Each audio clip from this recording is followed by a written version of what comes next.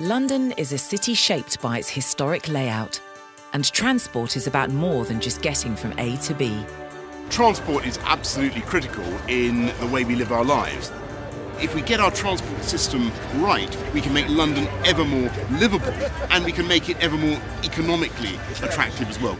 Cycling on London's main roads has almost trebled over the past decade.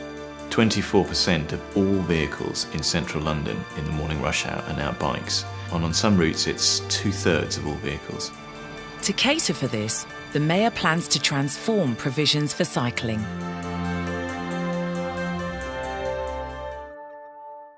The idea of the Mayor's cycling vision means less crowding on the tube, it means fewer cars on the streets, it means less pollution, it means less congestion, it means less competition for parking spaces, it means fewer cars in front of yours at the lights. Investing in cycling makes life better for everyone.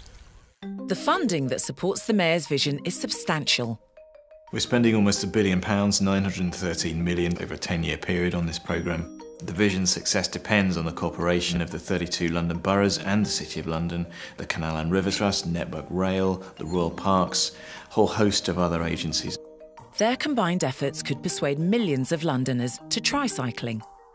In both inner and outer London, 4.3 million trips made every day could be made by bike. And 80% of those trips would take most people less than 20 minutes to cycle. I tend to use the bike for short journeys that might be awkward to go someplace by tube, or it's a bit longer than I actually want to walk. It's just a way of getting someplace quicker and fast and efficiently. The streets of central London will be opened up to cyclists as never before. A network of cycle routes will cover central London like a grid, easy to follow as you zip across town. London's outer boroughs also have significant potential for cycling. In outer London, the vast majority of journeys by car are less than a mile and a half. Why not make those journeys by bicycle where that's possible? It would greatly, greatly civilise and improve our urban existence.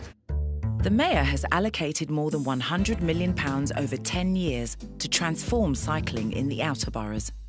Waltham Forest, Enfield and Kingston-upon-Thames have been awarded funding through the Mini Hollands programme.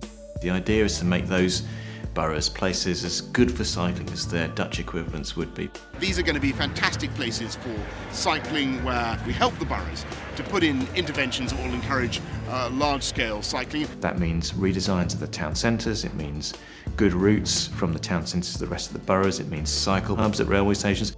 In the mornings, I get straight here, leaving my helmet and my jacket and the lights and all the paraphernalia behind. And it just means I jump on the tube as a normal commuter. People who choose to cycle longer distances between inner and outer London will benefit from new and improved cycle superhighways.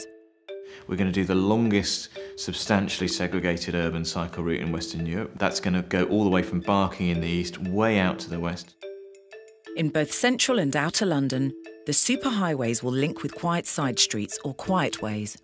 How the quiet ways are going to work is we're largely going to use back roads, side streets, canal towpaths, routes through parks. And we're going to signpost routes which will be beautiful and interesting and quiet and peaceful, and people who are new to cycling and nervous about cycling will enjoy them a lot more than they enjoy pounding along the main road. People new to cycling can get free or discounted training through their borough before they head out onto the new cycling network. I think the best thing I did was have a cycling lesson. It gave me so much more confidence. I felt much safer on the road. I learnt a few rules that just made me feel that I could cope with anything. Ensuring that cyclists feel safe is a big part of the Mayor's vision.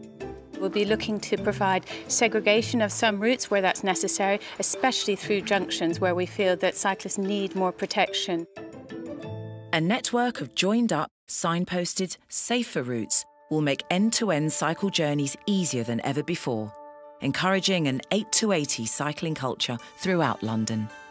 We're looking at a slightly different group of people, perhaps slightly older people, slightly more women, people from different ethnic communities. If we can crack that one, we really are into very serious levels of cycling right across the city. In 5 or 10 years' time, what we'll see is a city where people feel safer cycling, feel confident cycling, and choose to cycle because they really enjoy the experience. London will be a city with a world-class transport and cycling network. Cycling is hugely important because it's the cleanest, greenest way of getting around, and it gets you fittest and makes you feel better. For more information and to download the Mayor's Vision for Cycling, go to tfl.gov.uk/cycling vision.